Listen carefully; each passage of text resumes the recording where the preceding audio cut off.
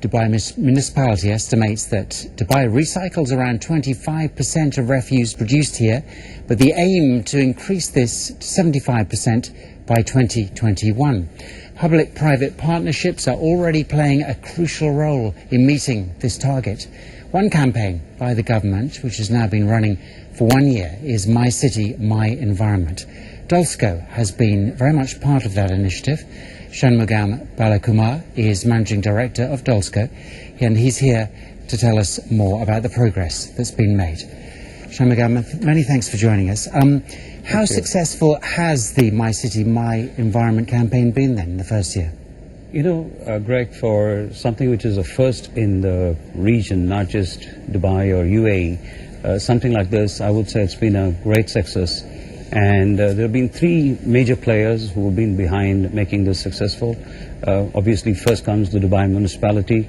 They drove this project, they took the initiative and setting it up first time ever in the whole region to what's called the segregation at source. That is the most important thing if you want to stop sending things to the landfill, or at least reducing things going to the landfill. I think that was a huge step taken by them. Second, of course, is the residents living in this area. We're talking about 60,000 people covering 7,000 villas. Now, without their support, I don't think it would have worked. It's amazing support. And third comes us as the service provider. For us, interestingly, you know, we are a B2B company. And this is like a B2C scenario where we had to deal with the end users, the residents, but servicing Dubai Municipality. So it was a very interesting partnership between the three of us. And I think a lot of patience, a lot of initiatives, a lot of awareness was done. And I think overall it's been a great start to this. And I think it's a matter of time before it spreads across the whole place. You know, Dubai is becoming a smart city, obviously, very rapidly. And, you know, so how is new technology helping with waste management? You know, I'll just take a bit of a step back here. I mean, a lot of talk is going on about smart city in this part of the world and elsewhere too. But if you really look at it, as a company which is into the manpower business and waste management, for us, you know, dealing with the Ministry of Labor, immigration, loads of paperwork used to be done. But if you've seen it seamlessly, all that has become electronic over a period of time. Now, you know, almost everything today, you know, you don't have visas printed. It's electronic visa.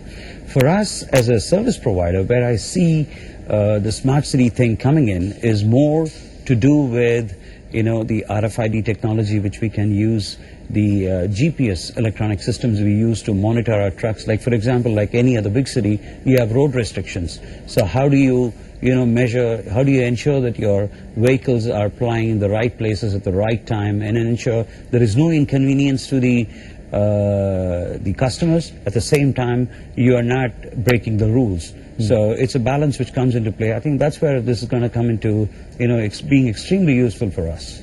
So what should businesses be doing to inform and educate employees about, you know, recycling, waste management, things like that? Interesting question, Greg. It starts right at the top. Let me go back a bit here again as well, what I learned from my chairman personally.